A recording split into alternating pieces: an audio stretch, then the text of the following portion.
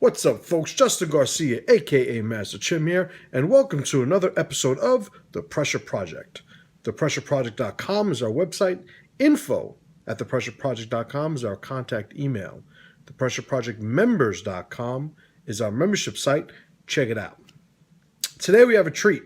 My Brazilian Jiu Jitsu instructor and longtime friend Rob Kahn finally made it to the show. So I say finally because he's really busy, I'm really busy, and we always talk, but it's like one of those, when you got to do an interview, it's a little bit different. You got to set aside time, you got to make sure you're rested, yada yada yada. So we wound up getting a pretty cool audio interview. We tried to do a video interview, a little bit of interference. So rather than put you guys through a headache on YouTube, we're going to make it audio. Not this part, obviously. But I hope you guys enjoy it. Rob has a great head for jiu-jitsu, great head for MMA. And we wind up having a pretty in-depth conversation, starting with where he, was introduced to Brazilian Jiu-Jitsu, where he and I eventually met, started training, all the way up to, getting to what he's done down in Tampa with GRACIE Tampa's academy. But enjoy the talk, and I'll see you on the other side. What's up, folks? Justin Garcia, aka Master Chim, on the line. I have a treat. It's about goddamn time. Mr. Rob, Mr. Rob Kahn. Rob, say what's up to the listeners. What's up, you bunch of psychopaths, right-wing lunatics? So Rob is my jiu-jitsu coach. Has been for a long time. He's one of my best friends. We met. It's got to be 16 years ago. Yeah. A little over. Yeah. Right around 16 years ago. It was like 99. Yeah, right around 99. Yeah, 99, I think, 2000. And we've been through it all. we're about halfway through it. So at this point, it's our lives have taken on two very different directions, and from where we started when we first met. But we want to talk about you and your journey. We'll get into when we met and stuff like that as we go along. But you're one of the guys who started where Brazilian Jiu-Jitsu is concerned. You started like old school. I love seeing all these cute little blue belts and purple belts talking about like 2010 is old school. And, it's like they don't understand. They don't understand what it's like to get Brazilian tournaments on VCR tapes that barely work, that you watch 1,000 times until the thing breaks. No idea. Like they don't know. That you could go to YouTube and look up a move. Right, it's ridiculous. But you started in the 90s, way before you met me. Give me the background. Give me the story. How did you wind up starting jiu-jitsu? Okay, growing up, I was in the boxing. My father was a huge boxing fan, so like the father-son thing was always boxing. I remember being a kid in like '81, and you remember back in the day before they had pay-per-view, they did closed circuit television, where you go to like Yonkers Raceway, and I'm like the only 10-year-old at Yonkers Raceway with all the fucking bums, derelicts, the gamblers, degenerates there to watch Hagler again, or actually the first one was Duran Leonard, and then Hagler, then Leonard and Hearns, and I'm like a 10, 11-year-old kid, but that was what me and my dad did. Like boxing was the thing. So when I got old enough to get a license, I started going to a place called The Cage in White Plains. It was a boxing gym in like the worst area in White Plains, and but I was a kid, so it was intermittent training. I never really kind of I certainly didn't have any type of structure of anybody kind of pushing me as a 16-year-old to go. Oh shit, sorry. So that's going to happen probably at least 10 or 11 times today. But I started training. And plus, like I said, I was a kid, and the girls and other hobbies. Mostly girls were a driving force, and so I trained boxing intermittently. I get into it for a few months, get out of it, get into it, get out of it. Eventually, I went to school up in Binghamton in I went up there in '92, and I realized that, you know, as my college career was coming to an end, that if I was going to do like something like the Golden Gloves tournament, the only time, you know, once I graduated and was working in Manhattan, there was no way I was going to have the time to commit to Make a train. push. Yeah, to train for something like that. So I got real serious. Like the last 2 years, I was up there and really focused on doing the gloves in '95 in the novice division, and because I think in the novice back then you had to have at the start of the tournament you had to have 8 fights or less. So it was cool, but like, you know, sometimes people make more of winning the gloves than it actually was, because in the novice division nobody had more than 8 fights, you know. Right. But still, for me, it was a great accomplishment. It was It's a cool. challenge. Yeah, sure. And I was training for that, and I met a guy by the name of John Burke, who obviously you know very well, and he we were introduced by mutual friends, and John totally suckered me. You know, he was like, "Hey, you know, I'd love to see what it's like to spar with a boxer." And you know, I didn't have any respect for traditional martial arts. You know, Right. in my experience with them, it just seemed like a lot of bullshit. Um, Right. Taekwondo, Aikido. So these are some of the things I had some experience with, and I was like, this is total crap. Um, Right. so this, you know, now this guy's telling me he trains jujitsu, not from Japan, but with a bunch of fucking Brazilians. I was like, what? Okay. Um, so I'm like, how long you been training? And he's like, you know, like 7, 8 months or whatever it was. Uh, And what year is this again? this conversation happened in the tail end of '94. Okay. Because yeah, it was the tail end of '94, like September, say '94, and so he's like, yeah, you know, I'd like to spar with a boxer. I'm like, yeah, sure. And I'm thinking this guy's out of his fucking mind. He's gonna get his head knocked off. So we you know, the day comes for the sparring, and he says to me, hey, look, I'm not gonna hit you. Um, so I'm not gonna wear gloves if it's okay. If anything, I'll smack you, and but you can hit me. So I'm like, wait a minute. I get to hit you with 10-ounce gloves on. You're not gonna hit me, and yeah, sure, I'm okay with that. You know, like thinking to myself, this guy's out of his fucking mind. Right. Like he's not even gonna hit me. Like what he's gonna do, levitate?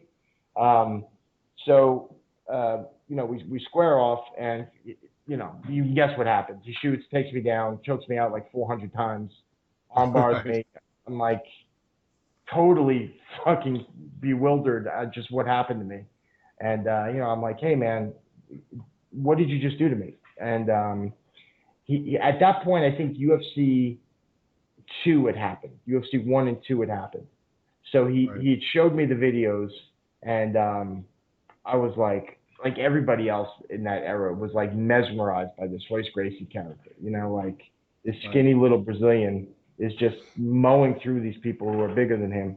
And then he showed me the Gracie in action tapes, which I found even more fascinating than the UFCs. You know, which Right. those of you who don't know what they were just like Pretty awesome. there was this compilation of challenge matches the Gracies had throughout their, throughout the 65 The years. greatest infomercial ever made. Oh, yeah, absolutely. Uh, as a quick side note, when I wound up at the instructor program at the Gracie Academy, me and John were both part of the inaugural instructor program. They played that on a loop, those inactions.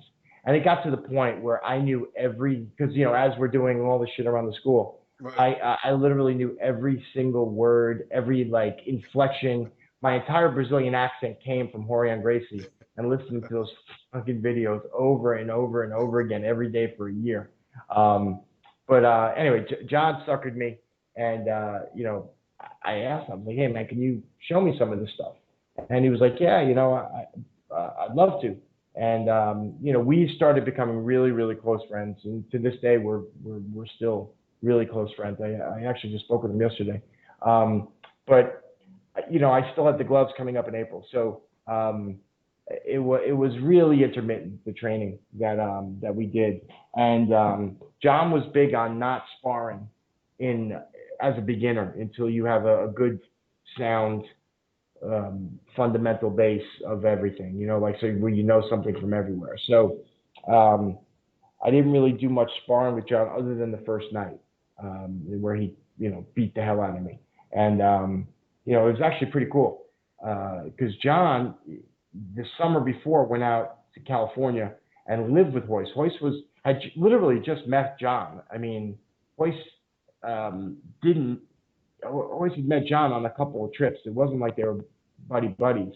And John had, in passing, mentioned to Royce that he wanted to come out for a summer.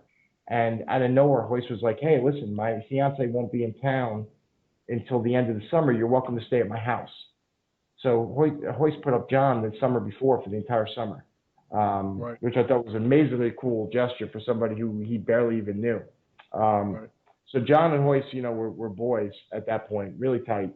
And so we actually went to go see UFC 5 together. We drove down to North Carolina, and UFC 5 happened like the week after the gloves. So it was cool. The gloves were over. Drove down to North Carolina. I got to meet Royce in person. And then June 1st, 95, I flew out to California and started training for 6 weeks straight at the GRACIE Academy. And by the end of that 6 weeks, obviously, I was totally hooked. I went out there, like, even towards the end, you know, I kind of had it in my mind, like, look, I want to learn enough about ground fighting where I feel comfortable if I ever get taken down, you know, how to get back up so I don't feel as lost as I felt the day John took me down. Right. That very quickly, when I moved out to California, went to this is something I want to do for the rest of my life. And boxing became, you know, a distant second in terms of what I had a passion for. And so we went out. I got my blue belt that summer and came back.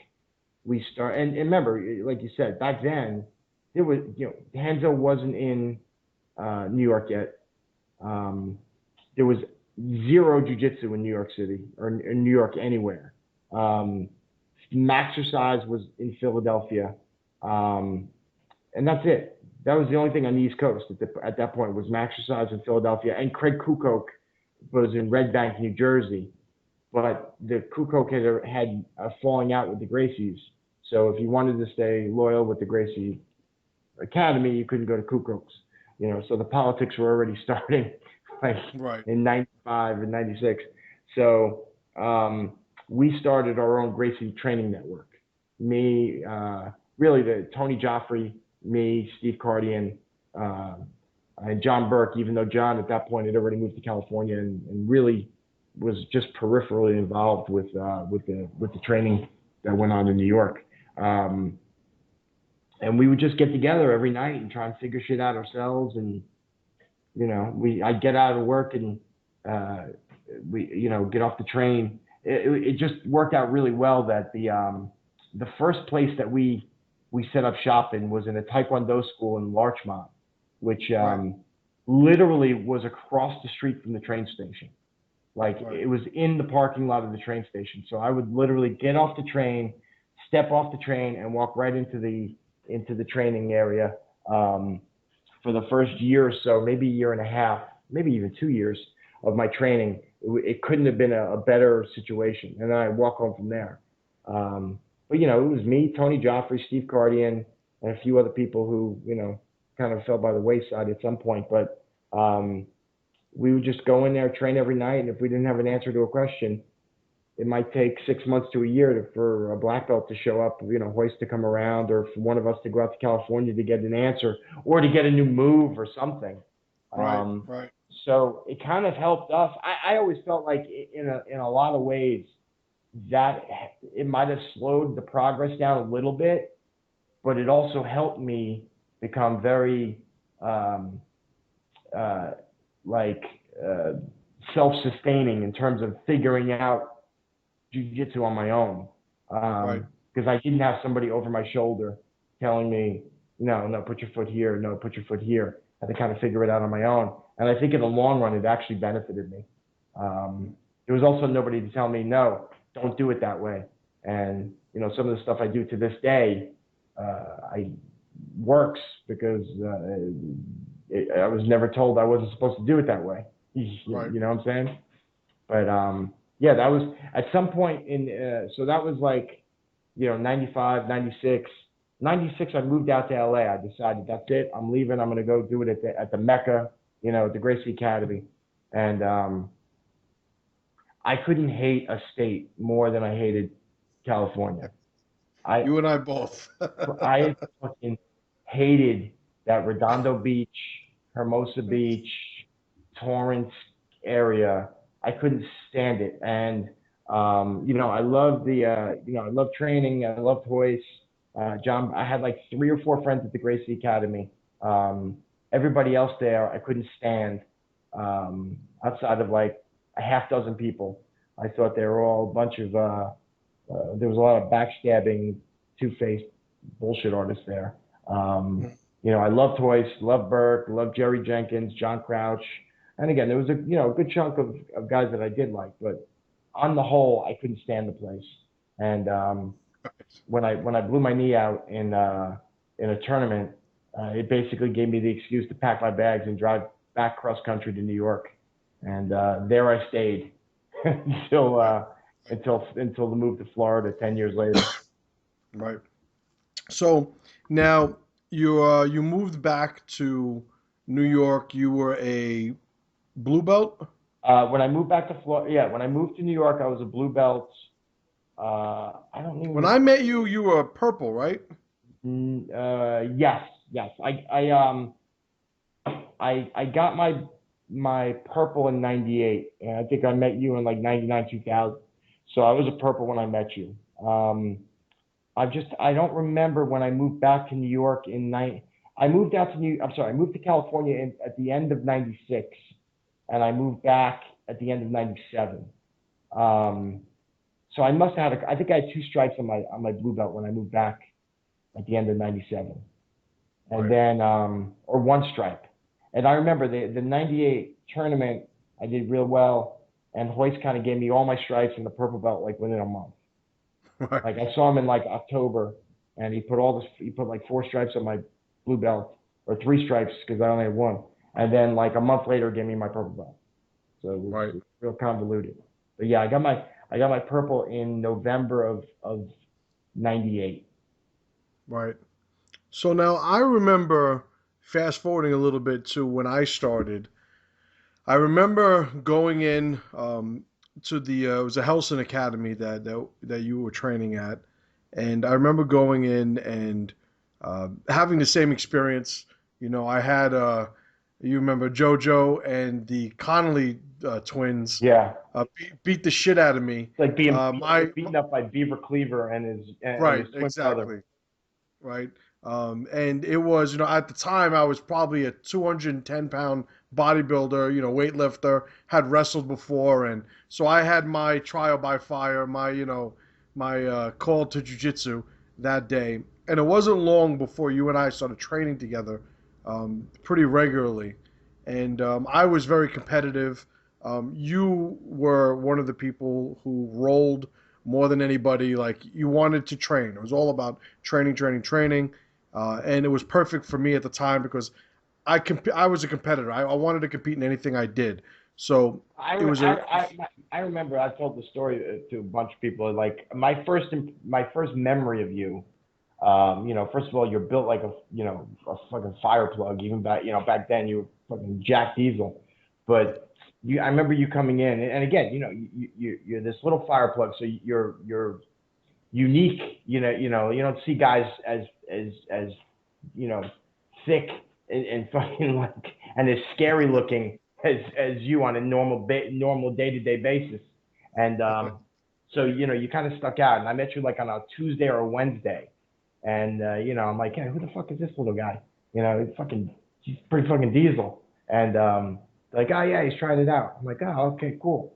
And that was like Tuesday. Then like Saturday there was a Naga, and I'm walking around the Naga, and somebody like taps me on the shoulder. I turn around, and it's you. And you're like, hey, what's up? Don't you train over in the Bronx? I'm like, yeah. what are you doing here? You're like, I'm competing. I'm like, you just started on Wednesday. Like, fuck it. I'm like, and so in my head, I'm going, this fucking guy's gonna get killed. And so like, you win your first match, and I'm like, huh. Right. Maybe this, I was game. maybe this, maybe this guy's got a shot today. Who knows? Let's see. And I forgot. I don't know if you won 2 matches or whatever. I won 2 matches. My third match, I get armbarred, and I remember I yell. I don't even tap. I yell to submit. And the first thing I remember is pulling my arm to me and looking at the guy and going, "What was that?" It was an armbar from the guard. I didn't even know what the fuck it was. Yeah, I was like, yeah, this kid's definitely a gamer. And shortly thereafter, it was like, me and you were the two that would stay after every night training, or get together on the days it was closed, much to the annoyance of other people there. Right. But very quickly you became, well, first, it was like, I had a lot more experience than you, but very quickly you caught up, and you went from being like a student to like my best training partner, like, in a pretty short period of time, and it was we were perfect for. In fact, I credit you for my arm bars being so good, because Yeah. you know And I credit you for my armbar defense being so good. to arm bar somebody as strong as you with his short arms, really uh, perfected my every step of the arm bar. Um, so I don't know where they would be without all those years of me and you training together. Um, Yeah, I talk a lot about like these little outlier scenarios where, you just have the perfect design, the perfect storm of different factors. And you and I, we probably had a good 2, 3 year run where we trained like 4, 5, 6 times a week, like 2, 3 hours at a clip. yeah. And like for me, starting off, it was ideal because I skyrocketed, and we were close enough in attributes, not like we are today, where I'm sitting here 280 pounds, right? But we were both the same size. You had much more skill. I was a powerhouse wrestler, so it was the perfect blend, and I definitely credit that tremendously for my increase. I honestly think that you spent more time on my guard than you have your wives' guard. Yeah, no, definitely.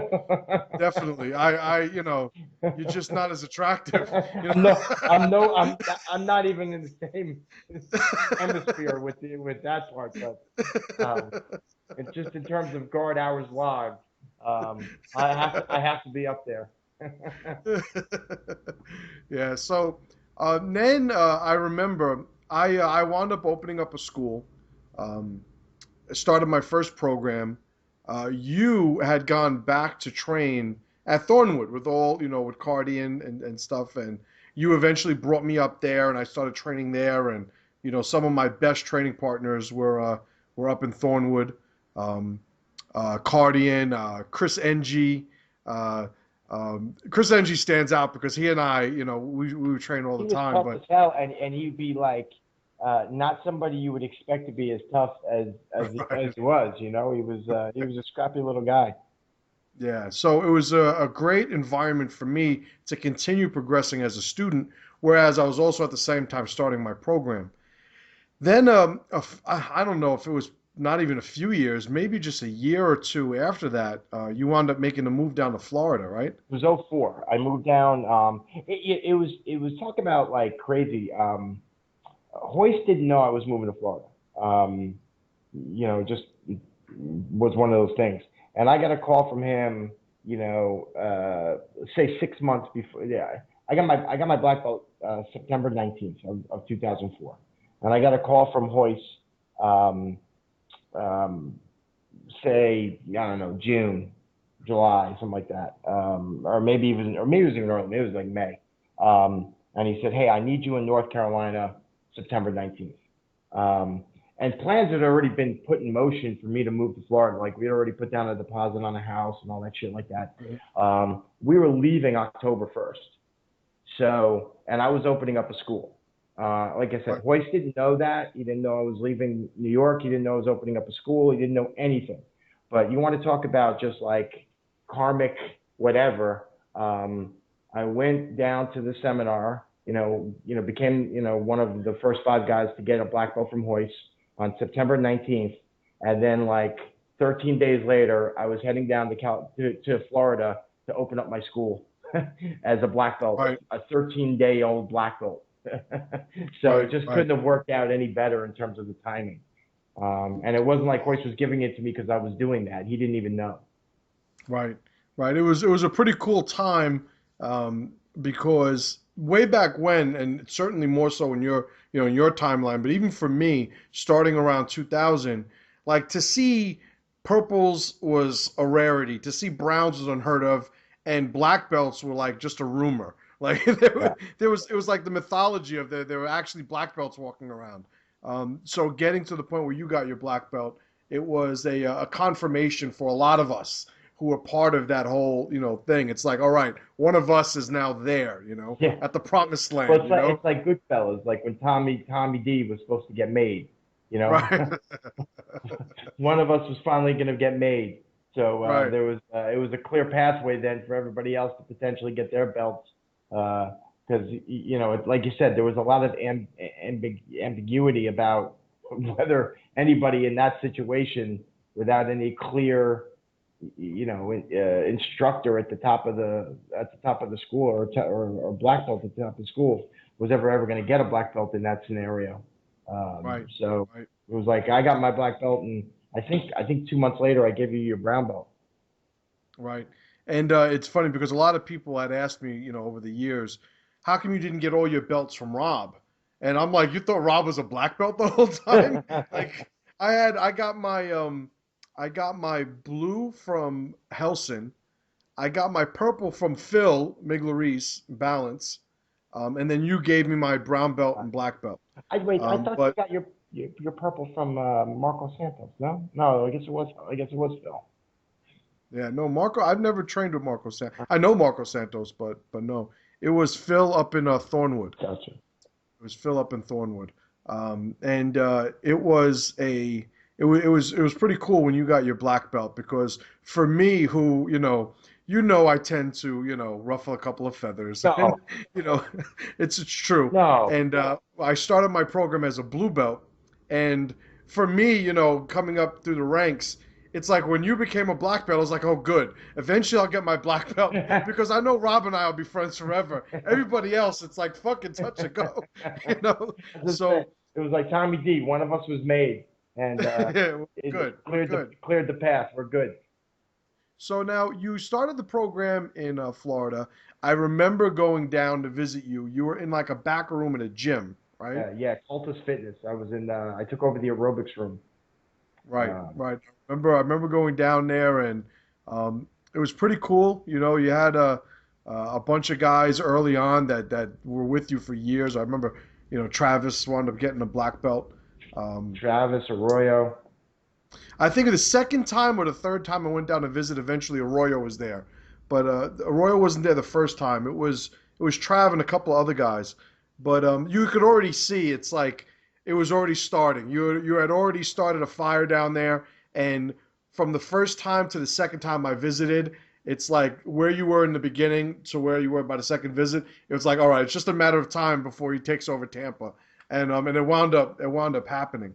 So how long were you in the gym, and when did you move to your first location? I was in Cultus from well, when I got to Florida, the first month I got there October of '04.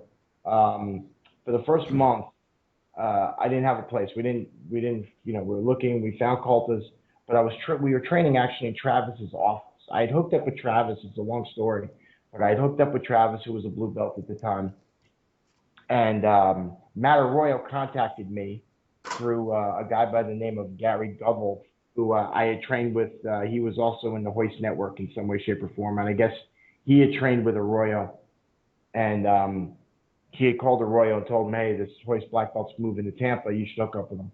So, and then Travis had brought a couple guys with him from the school that he trained with. So in the month of October of '04, I put together. I had about 5 guys: Royo, Travis, his father, and a couple other guys. Badger, who's still with me, the old Right. English tough guy, and Bill Lindsay, who's also still with me. Um, and they were like the original group who were training literally in an office. We just throw down mats for the first month, and we found Coltas, and I was in Coltas from November of '04 till October of '06, and I bought that property that I'm at now. And originally I bought 2 units there, and we've now expanded to 3 units. Um, Right. but yeah, so I kind of wanted to own my own location, so I waited till I found the right spot, Right. and was able to buy the place. And um, now, of course, I'm still waiting for the real estate market to turn around so I can make some goddamn money on the thing. Real estate in Florida has been in the toilet for a decade now. Right. Love Right. Right. Well, if you want to switch, whatever you're paying to what I pay a month, just let me know. it. So, um, so now you're down there. You have the buzz going in the school. You've had a lot of success in your competitors down there in Florida. Um, I'm still better than all of them. Better looking, better at jujitsu.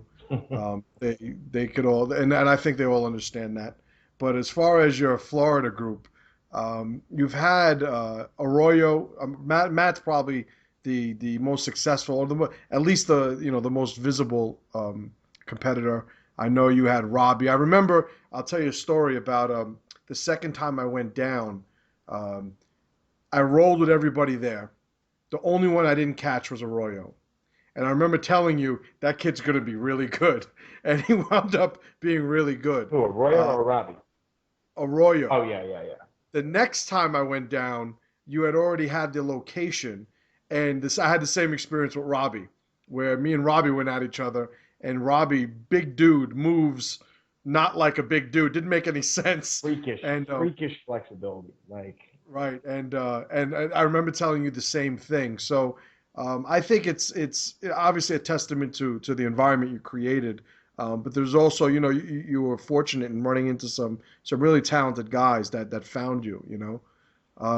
So with your with the expansion of the school, uh, how important was the jujitsu versus MMA thing down there? Because me up here, you know me, like we talk about it all the time. Like I'm done with the whole jujitsu tournament. Getting my right certificate to validate that I'm a rank of like fuck all of that. yeah. I bring my guys to fight. All my guys train. It is what it is. How has that worked out for you down there? Like as far as MMA versus jujitsu? Uh, it's worked out pretty good. I mean, we've had a good track record. We had Alan Barubi, Monster Right, Lobster, monster. who, if you know who he is, the guy is a character of just and he's an amazing friend. He's an amazing guy. When you first meet him, almost universally, everybody wants to kill him when they first meet him. And then you get to know him and you realize what an actually loyal, good guy he is.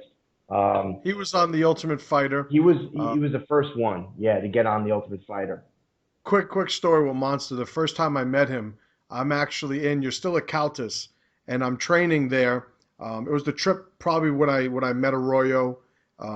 We were rolling whatever, and I was teaching a seminar eventually, and he walked in, and I had never met him before, and he walked in, and he goes, "You're Chim Chim."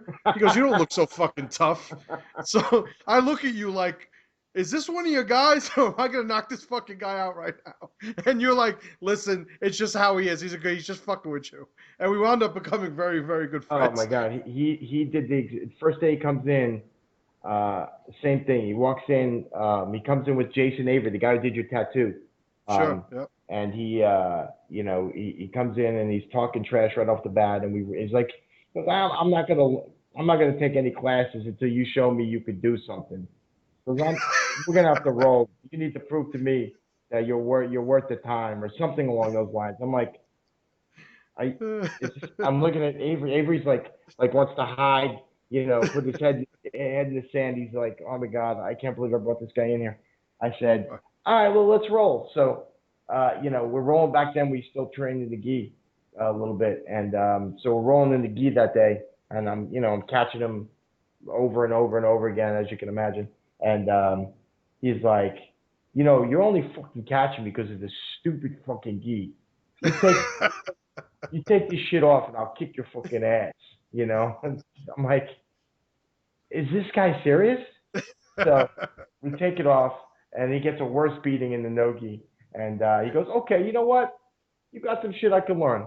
Give me about 6 months and I'm going to kick your ass. I'll see you tomorrow, coach. And he walks out the door. Like, I was like, I kind of like this guy. There's something about him that I kind of like.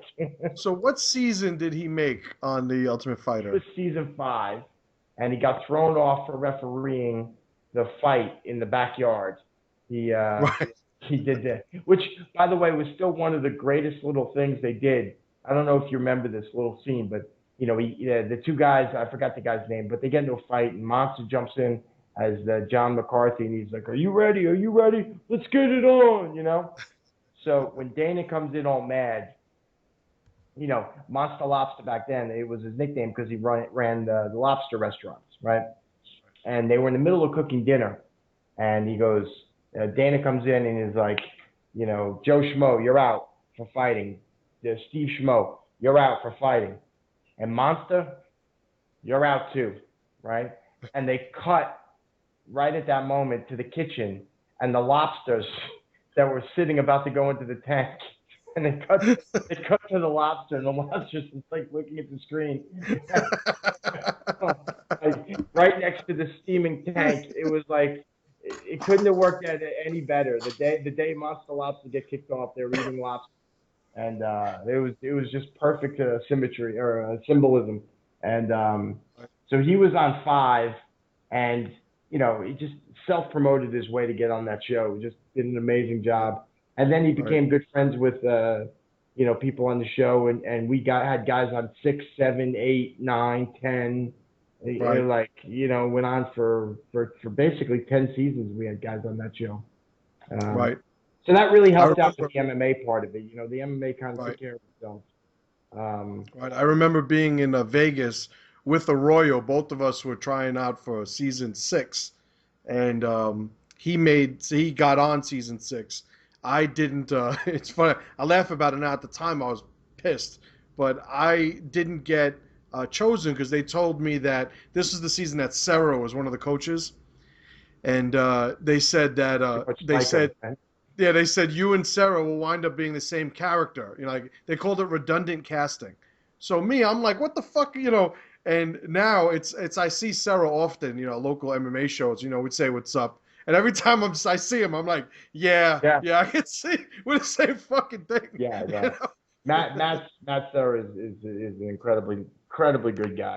Yeah, good dude, He real good really dude. took good care of Arroyo when Arroyo was on the show, and he was actually just down here recently, and not so last year we watched John Jones Cormier. We all watched it at Arroyo's house, man.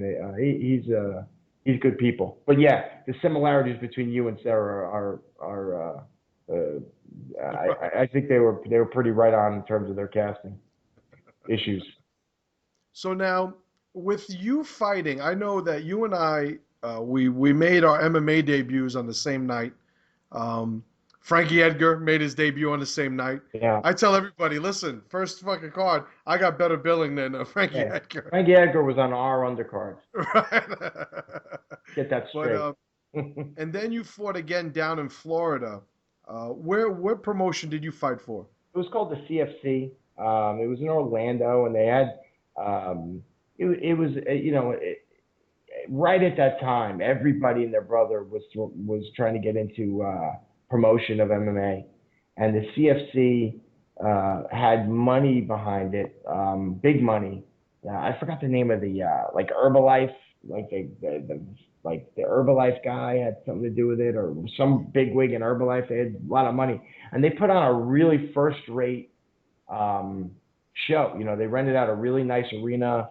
They had the light show, and I mean, it was a really nice production quality.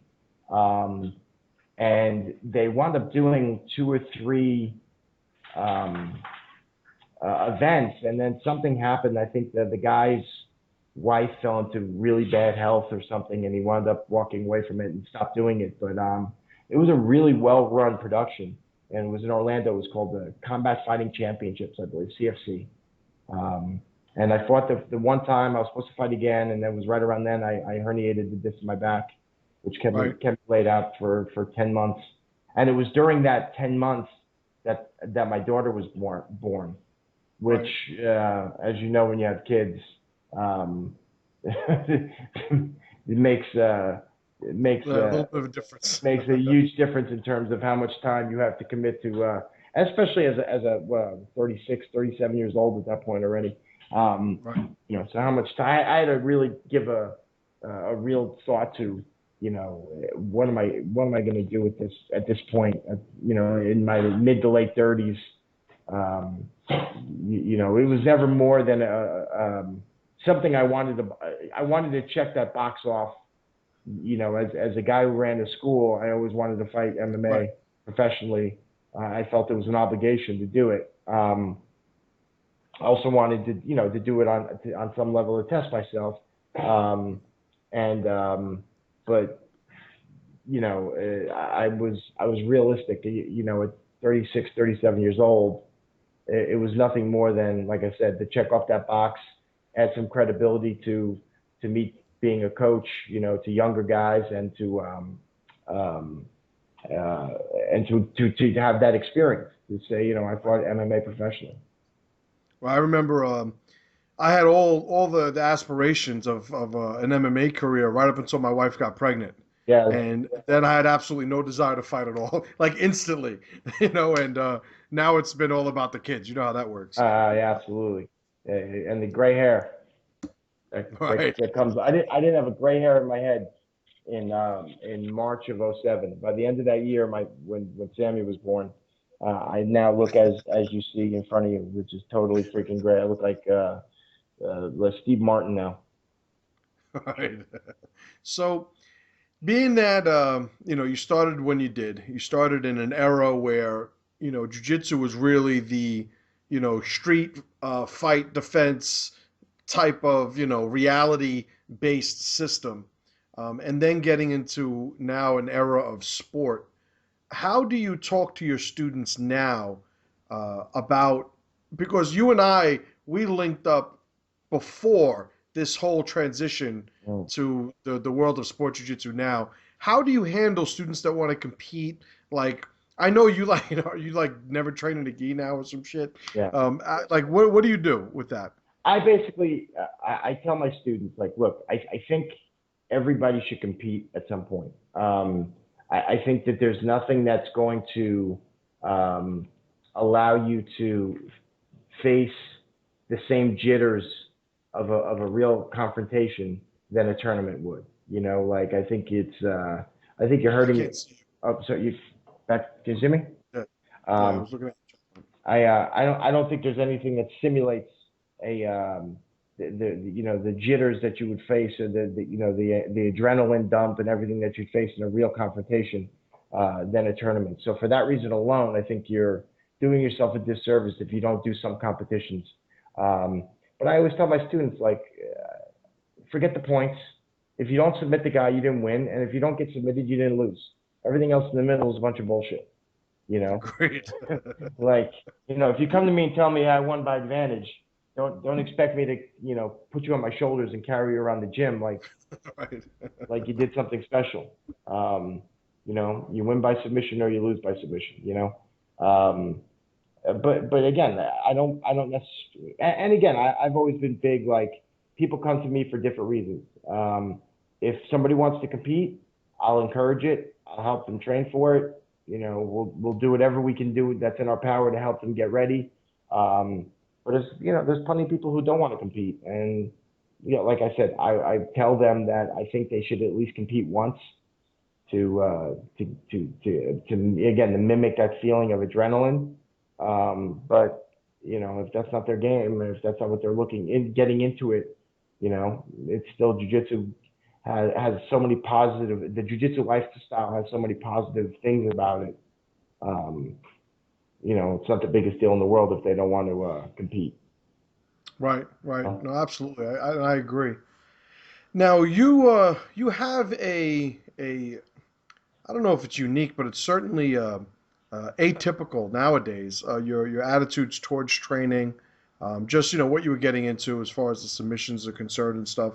What is the types of philosophies that you think that a lot of guys may be getting wrong nowadays in the world of jiu-jitsu that you still push and still believe in how you teach it? no, I'll tell you a funny story. I wish I could take credit for it, but I can't.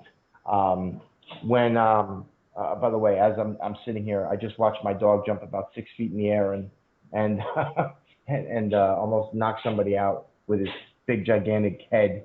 Um, but when I think it was back in '96, I was at the Gracie Academy, and a guy by the name of Richard Bressler was there. And Richard Bressler was Florian Gracie's first student in America, which I guess would probably make him the first American student in jiu-jitsu. Um, and Richard was a brown belt at the time, and the first World Championships just went off. And I remember me and Richard were in the back doing some work, and Richard said, I remember really clearly. He said, "These tournaments are going to turn jiu-jitsu into taekwondo." Hmm. And I looked at him. I was like, "Are you out of your mind? Like jiu-jitsu is about fighting. It's like Royce Gracie, UFC, Ken Shamrock, Dan Severn. Like taekwondo. Are you out of your mind?" It took about 20 years, but he nailed it. Absolutely nailed it right on its head. Right.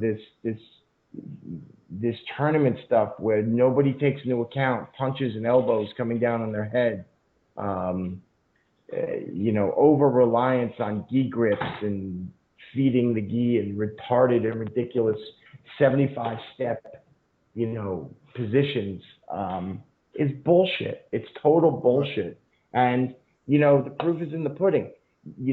Back in our day or back in the early days of the UFC, when a guy came in from jujitsu, like a well credentialed jujitsu guy, it was Back up a little bit. I it can't was see it you. was guaranteed that this guy was going to be a credible threat in mixed martial arts.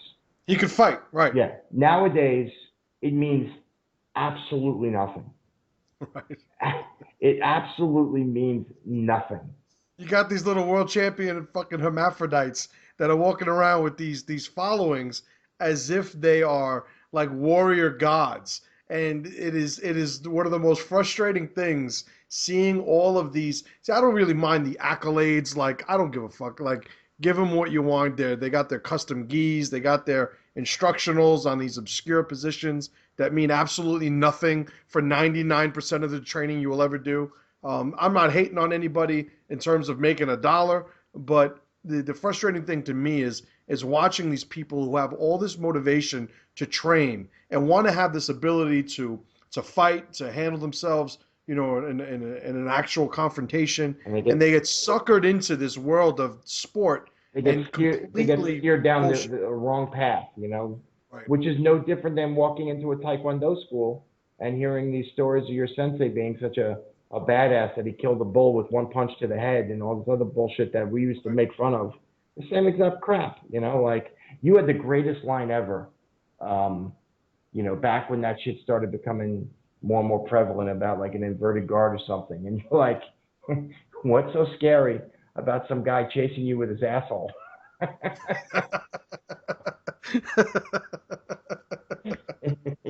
You're like, what's he gonna do? Just chase you with his asshole? Yeah. Yeah, I felt this way for a while. I thought that was about as perfect a capturing of the feelings that we had about it as you can get. It's funny. Javi Vasquez. I know I've met Javi on a couple of occasions. I don't know if you've ever met him, but he is, stud, So, yeah, fighter, competitor, wrestler, stud, absolute stud. I just saw he's coming up with this. He has this program that he's promoting now, and I don't even hold him responsible for having to do this, but it's called strike-based jujitsu. And in strike-based jujitsu, it's the marketing that I've seen for it is basically jujitsu with strikes, and it's like I know that as jujitsu, right? Yeah, like So I know there's jujitsu and strike-free jujitsu. There's not jujitsu and strike-based jujitsu, right? it's like But putting this out is the market. it's like putting out a firearms instructional with bullets. Right. Firearms with bullets. Like isn't that shouldn't that But that is the point it's of a it? testament. It's a testament to the market. Like I remember, I get a lot of when I put up my Monday Night Violence videos. Like that's just a regular class, and I get a lot of feedback from people. Like it's really amazing. Like how do you prepare people for that class? I'm like, I usually make them sign a waiver and pay their first month. Like that's the preparation. You know. They show up, they park. It's a whole thing. How in down in Gracie Tampa, how is the striking handled? Like how do you think you should bring up a student? Somebody comes in and says, "All right, I saw the UFC. I'm down. I want to fight." What is the path that you designed for them? We have I uh, can't see. oh sorry brother. Every night we have at 5 o'clock we have fighter sparring. And you can go right to that class, but that's there every day at 5 o'clock. Um, but 6 o'clock is jujitsu, um, advanced jujitsu. 7 o'clock is beginner jujitsu. After 7 o'clock, and it's done on purpose, starts the striking class. Um, Right. so guys usually bleed from go from the beginner jujitsu into the striking class. And then after that, there's wrestling class 3 times a week. Um, so, they spend a certain amount of time doing that. And then, we have 2 mat rooms. So normally, like if there's not, like, towards the end of the night, there's usually only one class going at a time. The other room is always open for open training.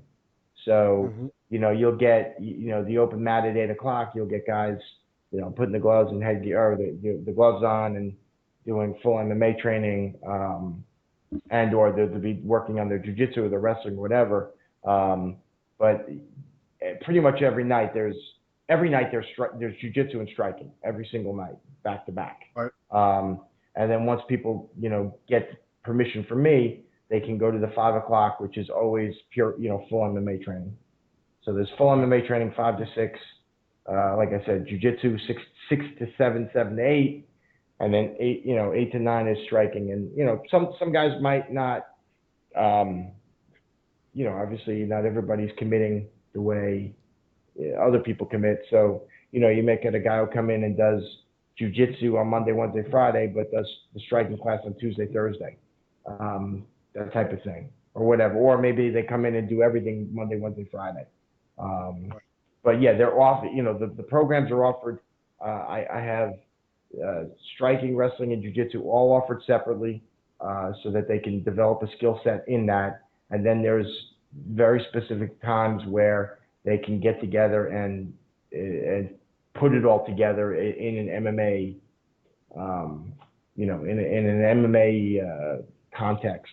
And that doesn't even include, when we have fight schedule coming up, all the other extra sparring time that we have going on. So the place is usually hopping. I'd say from 3, 4 o'clock on, that place is usually hopping right till about 10 or 11 Right. every day. So now, who, if I'm finding out what's going on as far as competition with Gracie Tampa, who are your top guys now? Who should we be looking out for competitively? Jiu-Jitsu, MMA. Who do you got going? We got this guy, John Garcia. He's just made his pro debut. Guy's an animal. He's going to be awesome. Yeah. I just put that together. God, I should have picked somebody. I should have picked a different name. John Garcia is an animal. We got this other guy, little guy, Jonathan Forbes. He's very talented kid. I think he can go places. Mark Brown has been in and around. He's back getting focused and serious. I think he could be someone who can go pretty far. He's got really well balanced striking and jujitsu. On the jujitsu side, obviously Arroyo is still guns blazing. He's focused totally on jujitsu. This guy named Josh Hayden is a monster. Josh Hayden is a monster. He's like a footlock savant. And he's already made his way to Abu Dhabi. He is, he's totally focused on the on submission grappling aspects. So I would look for him to wind up in Abu Dhabi again. Robbie D'Onofrio, if he stays motivated, he can wind up there again. Shoot, off the top of my head, we have a couple guys who are still who have shown a lot of talent, but are still at that like good blue belt level. Not ready to make that jump into the big league. Deep waters, yeah. But you could see that the talent's there, that that they're going to head that way soon. Right. Another cool thing about what you've started down there is you've had so much success with your guys that a lot of your students have wound up expanding and have other locations.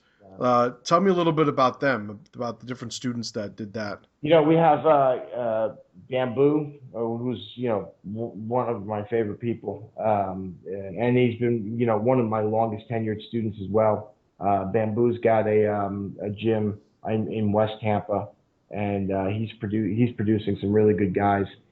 He was very MMA focused for a while. As you know, unfortunately with MMA, the demographic you get is not the richest. So sometimes you have to make a business decision. If you're going to focus that much on MMA, don't expect to make, don't expect to be a millionaire if you're just focusing on MMA competitors. You can focus on fighters or teaching people to fight, but when you focus so much on the competition aspect, I think it's hard to maximize the business end of it. So I think Bamboo the last couple of years has taken a little bit of a step back and focusing more on the commercial part of the school. He's growing it, and he's starting to do well. Super talented kids. It's like I said, super talented, super good kid. Great guy. I've trained with him. Solid dude. Yeah, absolutely great kid. Matt Arroyo, obviously, he's killing it. His South Tampa school is he works harder than anybody down here. Period. He is when Matt gets a task in front of him, he's like you. He's got that in fact, that's the only similarities that you guys have. Is that when you guys get a task in front of you, you get very tunnel vision towards it. Outside of that, you have nothing in common whatsoever. And again, Arroyo's one of my he's like my brother down here. Robbie D'Onofrio out in Brandon is doing very well. Gabe Maldonado has opened up at St. Pete. He's he has just opened up, so he's still getting his sea legs under him, but he's starting to do well, and he's an incredibly talented martial artist, not just a jiu-jitsu guy. He might be one of the most well-rounded guys we have. He's an accomplished striker, right, Gabe? Incredibly smooth striker, like beautiful to watch him strike. His striking is every bit as good as his jiu-jitsu, and his jiu-jitsu is really good. I gave him his black belt last year. And then, Matt, a couple of guys, we've had the South School open since '07. So Matt's school's been open almost a decade now. And Bamboo School's been open since '09. So we've now had the first couple guys who have branched out from their schools have opened up. Jeff has opened up from Matt's school, and a guy by the name of Tony Way has opened up from Bamboo School. So, we're starting, and it's almost like I'm having grandchildren. So now, as you move forward with the academy, what's the goal now? It's like for me. Let me give you the framework for this. I see having the school, here in the Bronx, having the school get to the point where it becomes this haven for this family that I've been able to sort of grow. But I really have other projects that I do. The school at one point was my commercial centerpiece, so everything I did was to get the school growing. But going from moving forward, it's really just something that is a staple in my life as I do these other projects. Where do you see your school going? Do you want to expand? Are you looking to do other things? What do you see in your career wise? Well, I still love teaching. I still absolutely love teaching. I got away from teaching the beginner classes a few years ago, like when we were going through some different people's opinions about not teaching. The head instructor shouldn't be teaching the beginner classes, and I understand the logic behind it, but I really enjoy teaching the beginner classes. So I started getting back to teaching the beginner classes also. I just get a kick out of it. So it's still the centerpiece. I'm opening up for the first time another school that I'm going to run as well. That's going to be, the other places we've opened up. I've been a minor partner with one of my students as the guy running the place. Right. I have an opportunity, a really good one, to open up another location that I'm going to be running myself. So I'm going to have two locations running probably by the summertime. And what I'm trying to do is not cannibalize what I got going on Right. and north. So the programs that are going to be offered there are going to be totally separate from the program. Like no gi jiu-jitsu will not be offered there. Maybe gi, women's fitness, or women's self-defense. Okay. Any things that have that I don't have the room for or that could make money will go on. I'm going to kind of go through and figure out what can make money, what would be profitable, and what I don't have at North, GRACIE Tampa North, and open them up over there. So there's going to be no I'm cannibalizing. That's interesting. Interesting model. So I'm hoping that'll be a nice another revenue stream, and I'm still looking for that something else. I know it's out there. I as you know, I worked with the military for a long time, and for 8 years that was my something else. I spent a lot of time working with the military and worked at SOCOM. And unfortunately, in 2000, whatever, 13 or 14, they cut my contract, like they cut everybody's contract. And so now I'm kind of looking for that thing to replace that, and just haven't figured it out yet. Right. Right. But it'll come. Right. Yep. To just change speeds a little bit. Your favorite old school jiu-jitsu guy? Nino Chambry. I figured it's still that guy. I remember I had him in for a great Nino story. I had him in for a seminar, right? So of course I'm telling the guys, and this is probably 7, 8 years ago at this point, 6 maybe. I'm telling all the guys about the world of old school jiu-jitsu and how it used to be back then, and how Nino was this savant way back when, and his guard. Garcia before Marcelo Garcia. Right.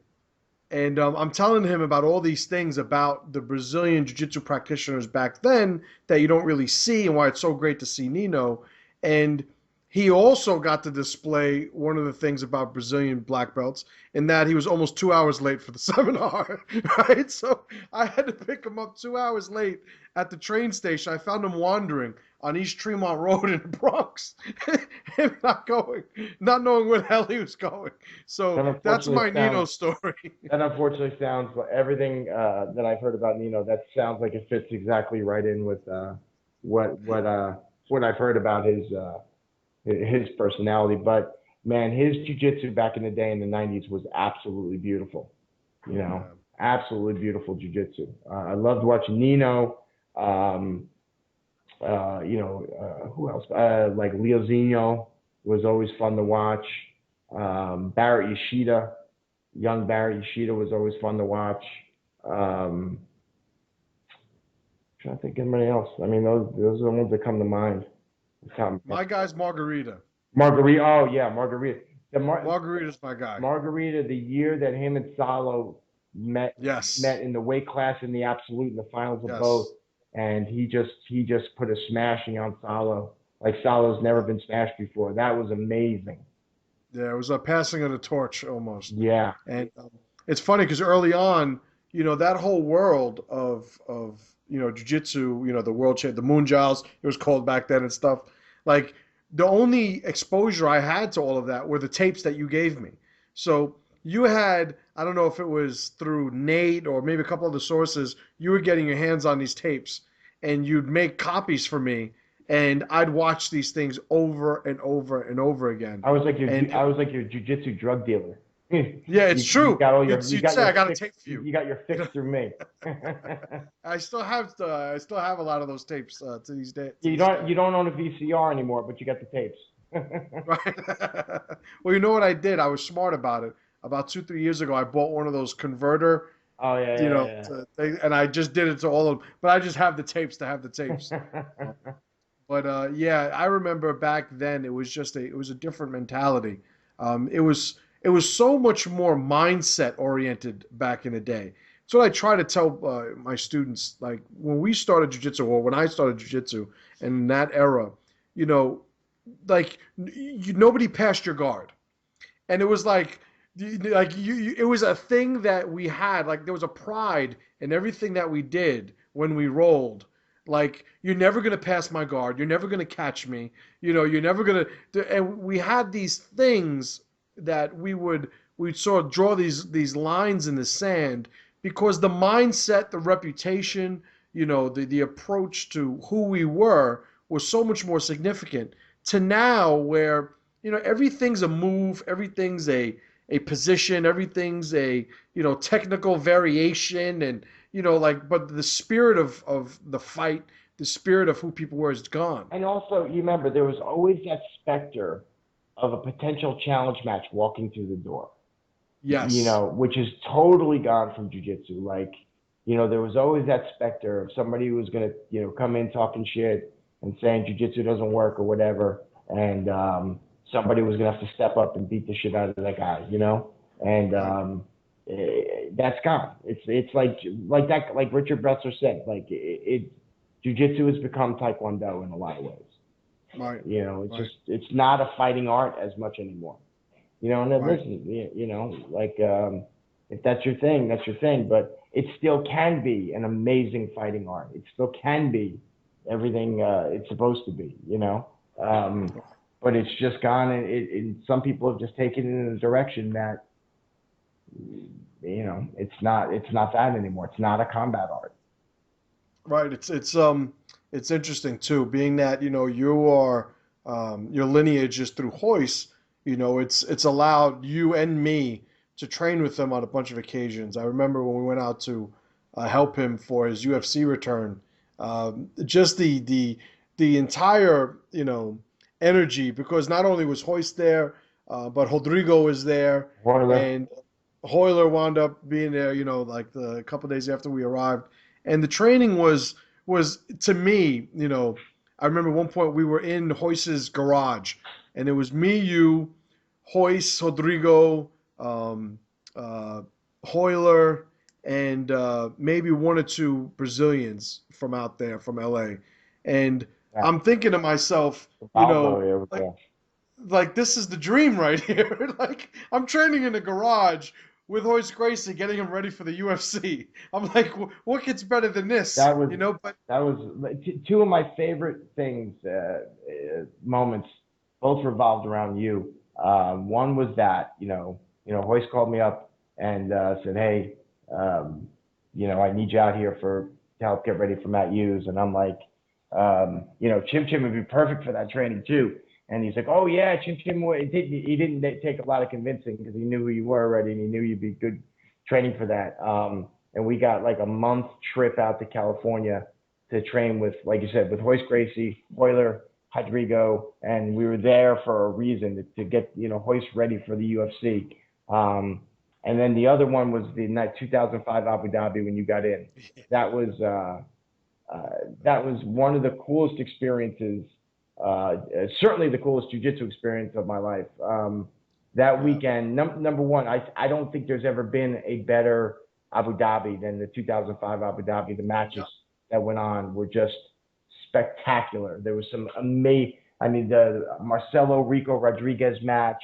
Right. I mean, the Marcelo versus anybody match that year. Marcelo just looked, just put on such a show. The Marcelo Diego Sanchez match was amazing. I mean, Hodger was pretty good that weekend too. I remember one of the funniest things about that. We were late going down to look at the brackets, and Right. you know what people don't understand is you got your buy or you got your invite, but they invited you like 2 weight classes above your fighting weight, you know, and of course you took it because there was a chance to go to Abu Dhabi, but you were, you know, significantly smaller than these guys. And look, no, it is what it is. But yeah, you were much smaller. And I remember we were late for whatever reason. We were late to go see the brackets, and we're walking down the hallway of the hotel, and one after the next is walking past us, going, "Hey man, listen, you got here. That's all that. That's all." It was like Dead Man Walking. Yeah, you got to Abu Dhabi. That's a feather in your cap, man. You know, and we're like, okay. Next guy comes by, hey bro, listen, you made it to Abu Dhabi. You can't get better than that, you know. And we looked at each other like, you got Roger in the first round. Yeah.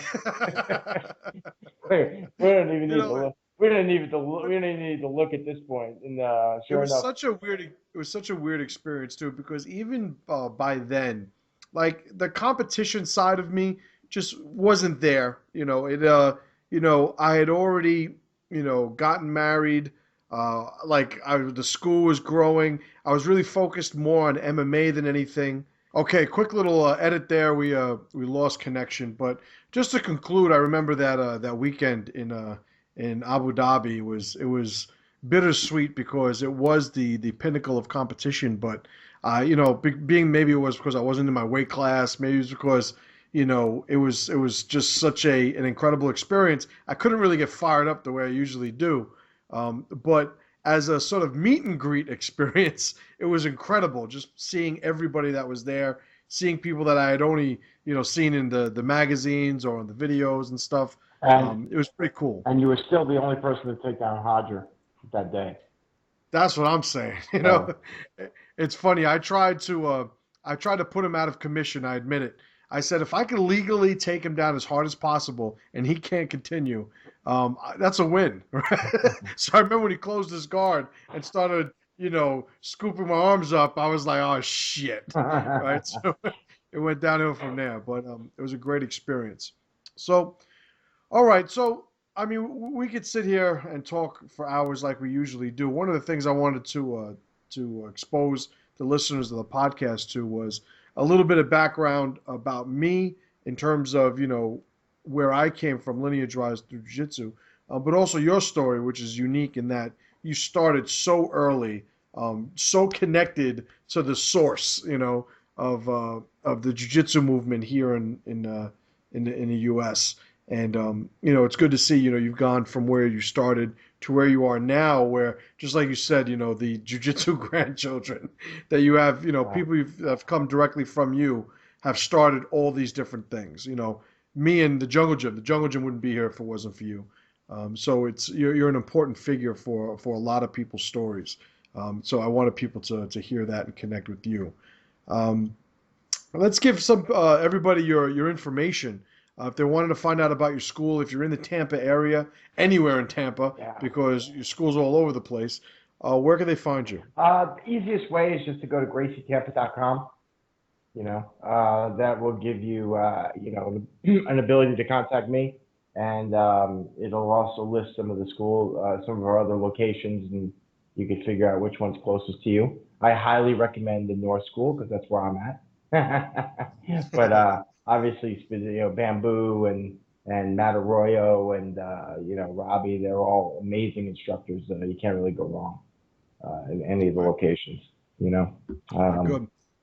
So great talk. I appreciate the time, and what I'd like to do in the future maybe is, when I have my rants about UFCs and jiu-jitsus and stuff, I'll have you on, and maybe we can get something going a little regularly where you and I break some stuff down. I would absolutely love it, Jim. You know that. Let's make this a regular thing. All Um, right, sounds good. So thanks. I want you to hang on a second, and I'll let you guys go. And I'm back. Hope you guys enjoyed the talk. I certainly enjoyed having it with Rob. I'm glad he finally had the time to come on and share it with us. And I'm also glad that we got to get into all the different things concerning his jiu-jitsu career that we did. Who knows? Maybe we'll have him on again in the future. I know I would love his opinion on all things MMA, Brazilian Jiu-Jitsu. He and I usually have some great talks about those things. It'd be awesome if we could bring it to the Pressure Project. So I hope you guys enjoy the talk. You guys know the pressureprojects.com is our website. Info at thepressureprojects.com is our contact email. We have the pressureprojectmembers.com if you're interested in becoming a member. And also we have the loyaltymatrix.com, which is my new project. And I'd love if you guys were to check that out and see what it's all about. All right. But we enjoyed having you guys during the talk. Look forward to speaking to you guys soon. And as always, brothers, pressure to power.